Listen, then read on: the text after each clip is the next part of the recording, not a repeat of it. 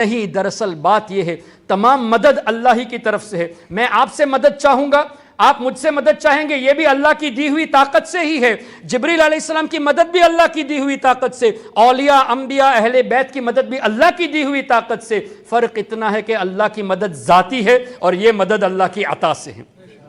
So this difference has to be understood۔ اب کوئی خالی یہ کہے نہیں اللہ کے سوا کوئی مدد نہیں کر سکتا، آیت کریمہ پیش کر دیا، ہم آیت کا انکار نہیں کرتے۔ وَمَا لَكُم مِّن دُونِ اللَّهِ مِن وَلِيٍّ وَلَا نَصِيرٍ، اللہ نے فرمایا اللہ کے سوا تمہارا کوئی حامی و ناصر نہیں، کوئی مددگار نہیں اللہ کے سوا۔ We have to accept۔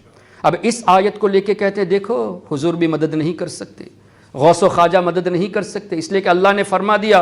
تو آپ ان سے یہ پوچھے کیا اللہ نے یہ نہیں فرمایا قرآن میں انما ولیکم اللہ ورسولہ، بے شک اللہ تمہارا مددگار، اللہ کے رسول تمہارے مددگار؟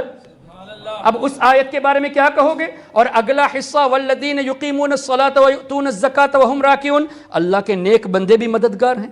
پھر فإن اللہ هو مولا وجبریل وصالح المؤمنین والملائکۃ بعد ذلک ظہیر، جبریل علیہ السلام مددگار ہیں، نیک مسلمان صالح المؤمنین مددگار ہیں، فرشتے مددگار ہیں، اللہ ہی نے تو فرمایا۔ اب کیا پتہ چلا؟ ہم اہل سنت والجماعت تمام آیتوں پر ایمان رکھتے ہیں، ہم یہودیوں کی طرح نہیں ہیں۔ افتؤمنون ببعض الکتاب وتکفرون ببعض، کہ بعض آیتوں پر ایمان رکھے اور بعض کو جھٹلا دے، جیسے آج کل کے وہابی نجدی فالوورز کرتے ہیں، ان کی مرضی کے مطابق، ان کے سیلف ڈیزائرز کے مطابق نوجوانوں کو کنٹرول کرنے کے لیے قرآن کریم کو مس کوٹ کرتے نظر آ رہے ہیں۔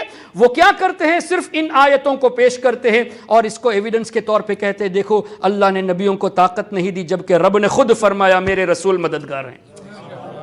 ہم اہل سنت والجماعت تمام آیتوں پر ایمان رکھتے ہیں، فرق بھی سمجھتے ہیں کہ اللہ کی مدد ذاتی ہے، نبیوں کی طرف سے جو مدد آتی ہے، فرشتوں کی طرف سے جو مدد آتی ہے وہ اللہ کی عطا سے ہے۔ تو اب میں یہ